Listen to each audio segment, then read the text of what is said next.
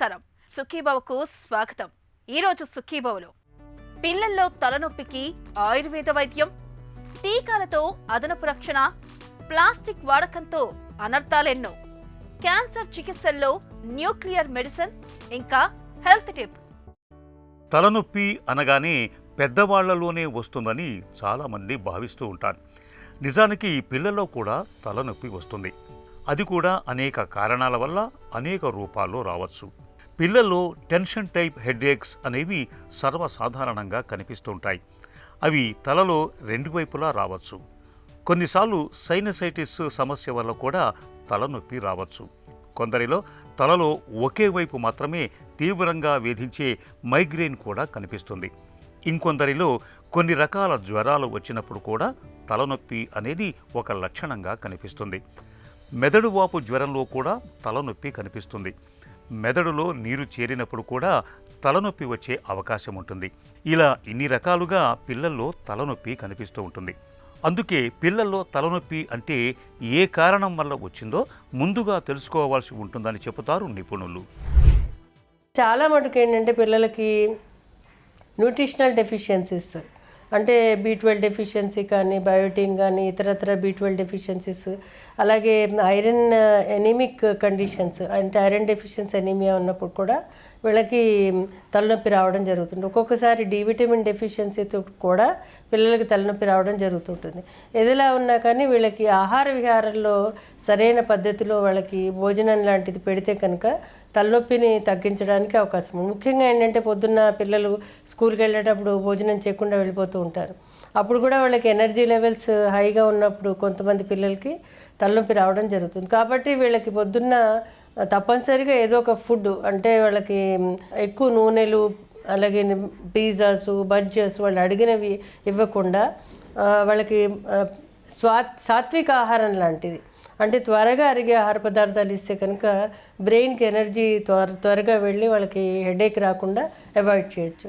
ముఖ్యంగా ఏంటంటే పిల్లలకి పెరుగన్నం కానీ, అరటిపండు కానీ, పాలు, గుడ్డు కానీ ఇలాంటివి ఇస్తే కనుక వాళ్ళకి త్వరగా అజిమ్యులేట్ అయ్యి వాళ్ళకి తలనొప్పి రాకుండా కొంతవరకు అవాయిడ్ చేయొచ్చు.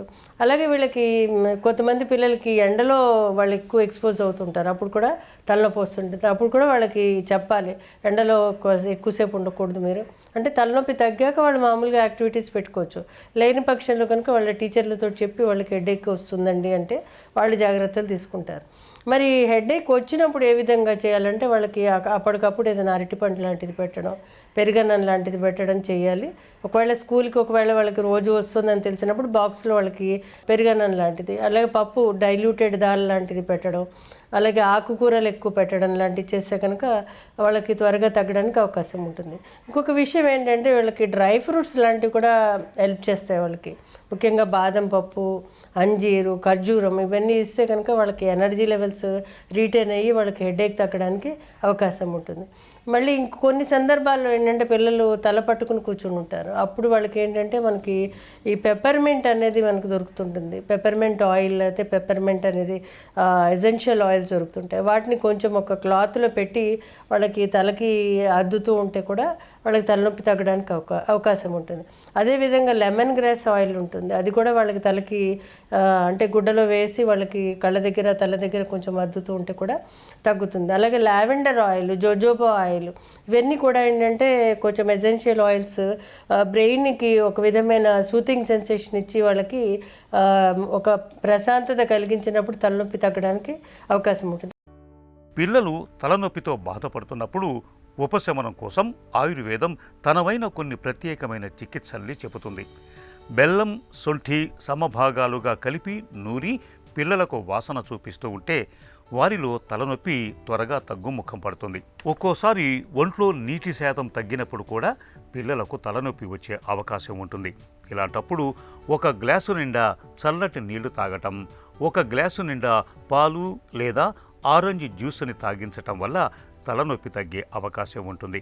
ఇక ఒత్తిడి మూలంగా తలనొప్పి తలెత్తినప్పుడు అది తగ్గటానికి తలను, మెడ భాగాలను మృదువుగా మసాజ్ చేయటం వల్ల మంచి ఫలితం ఉంటుంది.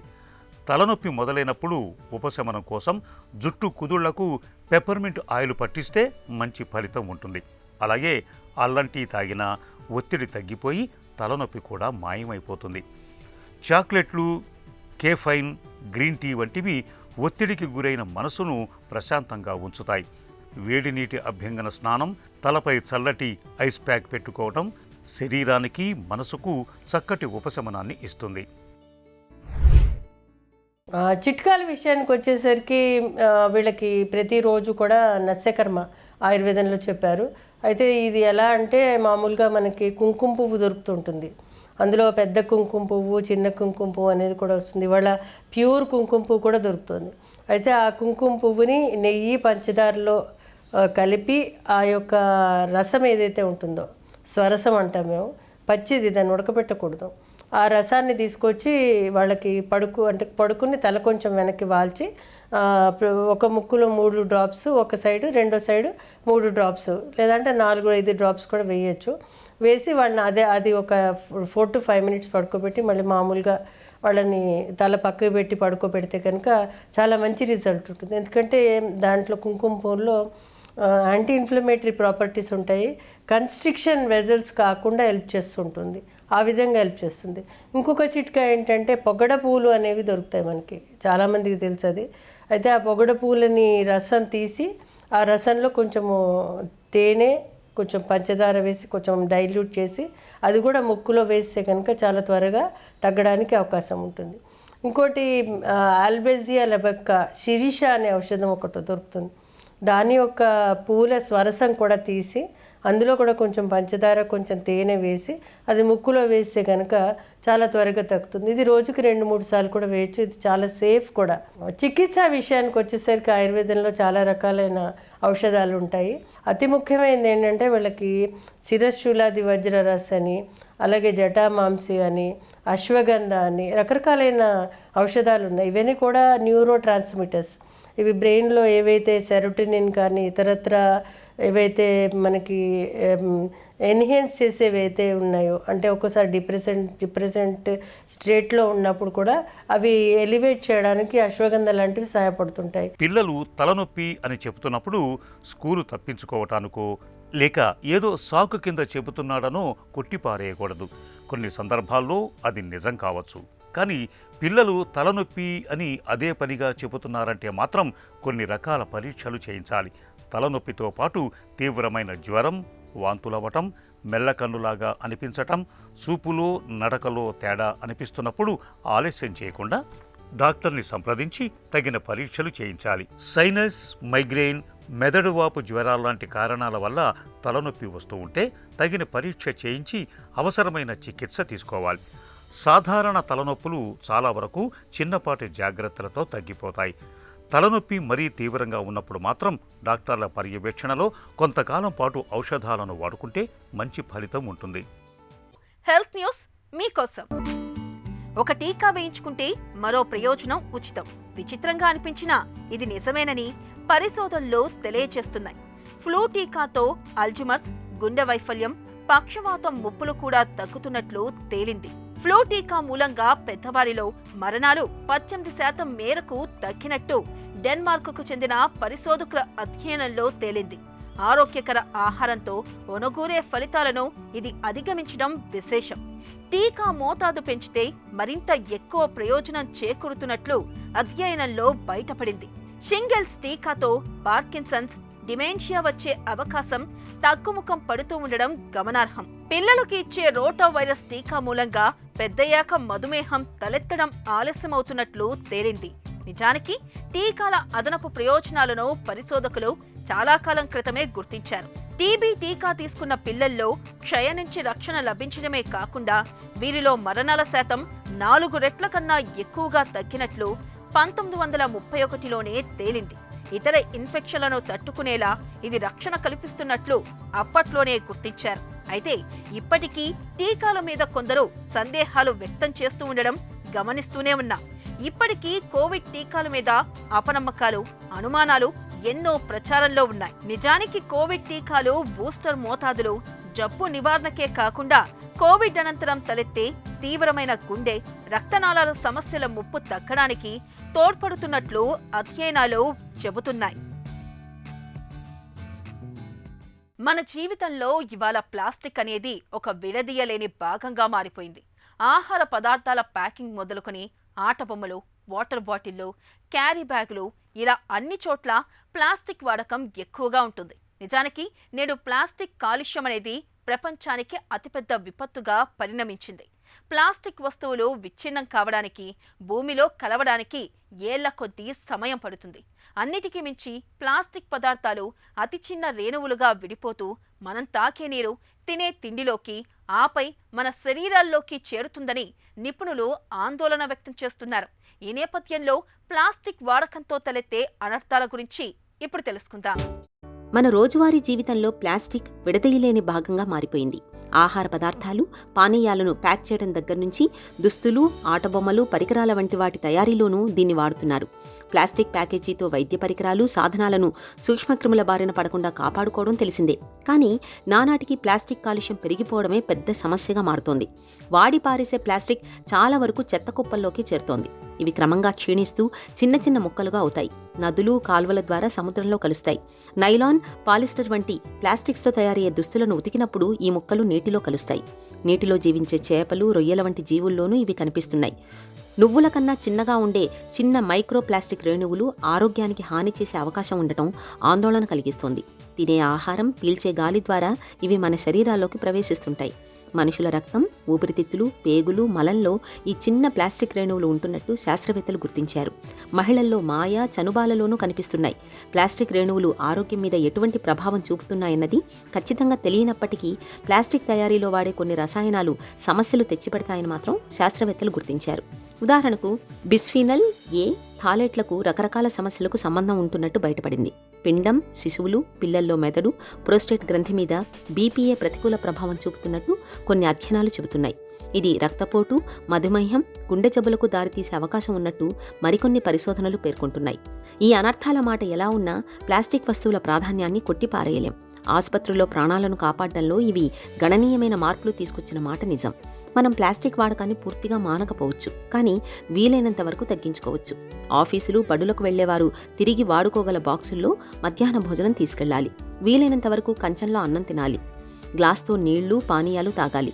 కూరగాయలు, సరుకులు కొనడానికి నూలు సంచులు, తిరిగి వాడుకోగల సంచులు పట్టుకెళ్లాలి. ప్లాస్టిక్ సంచులు, వస్తువులను కాలువలు, నదులు, సముద్రాల్లో పారేయకూడదు. స్వచ్ఛ భారత్ వంటి పారిశుద్ధ్య కార్యక్రమాల్లో పాల్గొని పర్యావరణ పరిశుభ్రతకు తోడ్పడాలి. క్యాన్సర్ బారిన పడ్డప్పుడు కణితుల్ని తొలగించేందుకు డాక్టర్లు సాధారణంగా కీమోథెరపీ, రేడియేషన్, సర్జరీ అనే 3 పద్ధతుల్లో చికిత్స చేస్తూ ఉంటారు. ఈ 3 చికిత్సా విధానాల్లో ఎప్పటికప్పుడు కొత్త కొత్త ఆవిష్కరణలు మన ముందుకు వస్తూనే ఉన్నాయి. రేడియేషన్ థెరపీలో ఇటీవలి కాలంలో న్యూక్లియర్ మెడిసిన్ అనే సరికొత్త విభాగం ఒకటి అందుబాటులోకి వచ్చింది. థైరాయిడ్ క్యాన్సర్లు, ఎముకల్లో పుట్టుకొచ్చే కణితులు, న్యూరో ఎండోక్రైన్ ట్యూమర్లకు చికిత్స చేయడంలో న్యూక్లియర్ మెడిసిన్ బాగా ఉపయుక్తంగా ఉంటుందని చెబుతున్నారు డాక్టర్లు. రేడియో ఐసోటోపుల సాయంతో క్యాన్సర్ కణితుల్ని గుర్తించడం, ఆపై వాటిని నయం చేయడంలో ఉపయోగపడుతున్న న్యూక్లియర్ మెడిసిన్ గురించిన పూర్తి వివరాల్ని డాక్టర్ని అడిగి ఇప్పుడు తెలుసుకుందాం. న్యూక్లియర్ మెడిసిన్ అంటే ఏంటి? ఈ న్యూక్లియర్ మెడిసిన్ అన్నది ఏంటంటే రేడియో ధార్మికతని యూజ్ చేసి పేషెంట్ని ఇమేజ్ చేయడం కానీ, పేషెంట్ని ట్రీట్మెంట్ చేయడం కానీ ఈ డిపార్ట్మెంట్లో మనము చేస్తామన్నమాట. నార్మల్గా ఈ డిపార్ట్మెంట్లో మనకి ఏమేమి ఉంటాయంటే పేషెంట్ రోగ నిర్ధారణ విభాగం కింద, అలాగే ట్రీట్మెంట్ విభాగం కింద 2 కింద మనం డివైడ్ చేసుకోవచ్చు. మన రోగ నిర్ధారణ విభాగంలోకి వచ్చేటప్పటికి ఏమవుతుందంటే పెట్ స్కాన్. ఈ పెట్ స్కాన్ అంటే ఏంటంటే పాజిట్రాన్ ఎమిషన్ టోమోగ్రఫీ అని అనమాట. దీని ద్వారా మనము పేషెంట్ క్యాన్సర్ నిర్ధారణ చేయడానికి ఈ పెట్ స్కాన్ అనేది ఉపయోగపడుతుంది. అలాగే ఇంకొకటి ఏమిటంటే గామా కెమెరా. ఈ గామా కెమెరా ద్వారా ఏంటంటే మనకి బ్రాడ్ స్పెషాలిటీ, ఇప్పుడు ఎండోక్రైనాలజిస్ట్ కానీ, లేదంటే యూరాలజిస్ట్ కానీ వీళ్ళకి, అలాగే ఆర్థోపెడిషియన్స్, అలాగే జనరల్ మెడిసిన్ ఫిజిషియన్స్కి ఏంటంటే థైరాయిడ్ సింటిగ్రఫీ, బోన్ స్కాన్, అలాగే డిటిపిఏ డిఎంఎస్ఏ. అండ్ ఈ డిటిపిఏ డిఎంఎస్ అన్నది ఏంటంటే కిడ్నీ పేషెంట్స్కి కానీ, అలాగే మనం చాలా రకాల స్కాన్స్ ఈ గామా కెమెరా ద్వారా చేస్తాము. పారాథైరాయిడ్ సింటిగ్రఫీ అని, అలాగే హిడా స్కాన్ అని, ఇలా చాలా వరకు స్కాన్స్ అన్నవి గామా కెమెరాలో చేస్తాము. ఇది రోగ నిర్ధారణ విభాగం కిందకు వస్తుంది. అంటే మనం క్యాన్సర్ ఇమేజింగ్ అలాగే జనరల్ బాడీ ఇమేజింగ్కి ఇవి ఉపయోగపడుతుంది. అలాగే క్యాన్సర్ ట్రీట్మెంట్ భాగం కూడా ఉంటుందన్నమాట. ఈ రెండు కలిపి మనం న్యూక్లియర్ మెడిసిన్ డిపార్ట్మెంట్ అంటాం. చాలా తక్కువ క్వాంటిటీలో రేడియో ట్రేసర్స్ అన్నది, అంటే రేడియో ధార్మికత అన్నది ఉపయోగించి మనం ఇవన్నీ చేస్తున్నాం కాబట్టి దీన్ని న్యూక్లియర్ మెడిసిన్ డిపార్ట్మెంట్ అని అన్నాం. న్యూక్లియర్ మెడిసిన్తో ఎలాంటి ఉపయోగాలున్నాయి? రేడియాలజీలో మనము సిటీ కానీ ఎంఆర్ఐలో కానీ మనం చూసినప్పుడు ఏమవుతుందంటే సైజ్ పెరిగిందా, ఒక థైరాయిడ్ గ్రంథిని చూస్తున్నాం, అల్ట్రాసౌండ్ స్కాన్ చేస్తున్నాం, సైజ్ పెరిగిందా లేదా, దాంట్లో ఏం తేడా కనబడుతుంది అన్నది మాత్రం మనకు కనబడుతుంది. అదే మనము న్యూక్లియర్ మెడిసిన్లో గామా కెమెరా యూస్ చేసి ఒక థైరాయిడ్ స్కాన్ చేసామంటే ఆ లోపల కణాల్లో ఏ రకంగా ఫంక్షనింగ్ అవుతుంది అన్నది మనము ఈ న్యూక్లియర్ మెడిసిన్ స్కాన్ ద్వారా చెప్పగలుగుతాము. అలాగే పెట్ స్కాన్లో మనం ఏం చేస్తామంటే మనం ఎప్పుడైతే స్కాన్ చేసామో ఇవి కణాల్లో జరుగుతున్న మార్పుల్ని మనకి బయటికి ఇన్ఫర్మేషన్ ఇస్తుంది. దానివల్ల మనకి సైజు పెరిగినా పెరగపోయినా ఎక్కడైనా క్యాన్సర్కో చిన్నగా ఉండి అప్పుడే గ్రో అవుతుంది అని అంటే మనం సిటీలో కానీ ఎంఆర్ఐలో కానీ ఐడెంటిఫై చేయలేకపోవచ్చు.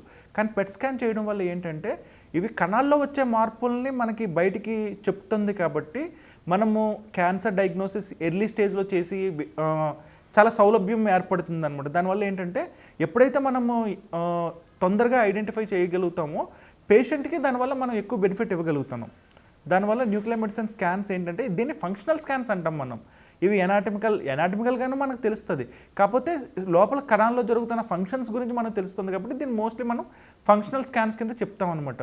దానివల్ల వ్యాధి నిర్ధారణ అన్నది మనం ఎర్లీగా చేయొచ్చు. దానివల్ల పేషెంట్కి ఎక్కువ బెనిఫిట్ అవుతుంది అనమాట. న్యూక్లియర్ మెడిసిన్ పద్ధతులు ఎలా ఉంటాయి? జస్ట్ రేడియో ట్రేసర్, చాలా మైన్యూట్ ట్రేసర్స్లో మనం పేషెంట్కి ఇంజెక్ట్ చేస్తాం. ఇంజెక్ట్ చేసిన తర్వాత ఒక స్టిపులేటెడ్ టైం వరకు పేషెంట్ని రిలాక్స్డ్గా ఉండమంటాం. దాని తర్వాత స్కాన్కి తీసుకుంటాం, స్కాన్ చేసి పంపించేస్తాం. ఇంకొకటి ఏంటంటే ఎంఆర్ఐలో క్లోజ్డ్గా ఉంటుంది, పేషెంట్ లోపలికి వెళ్తారు. కొంతమందికి ఏమో క్లాస్ట్రోఫోబియా, అంటే ఏంటంటే మూసి ఉన్న ప్రదేశాల్లోకి వెళ్ళడానికి భయంకరంగా భయపడతారు అనమాట. అలాంటి క్లోస్ట్రోఫోబియా కూడా ఏమీ ఉండదు పేషెంట్స్కి, ఎందుకంటే ఓపెన్గా ఉంటుంది, పేషెంట్కి కూడా చాలా ఫ్రీగా ఉంటుంది. స్కాన్ కూడా వితిన్ 10 minutesలో కంప్లీట్ అయిపోతుంది.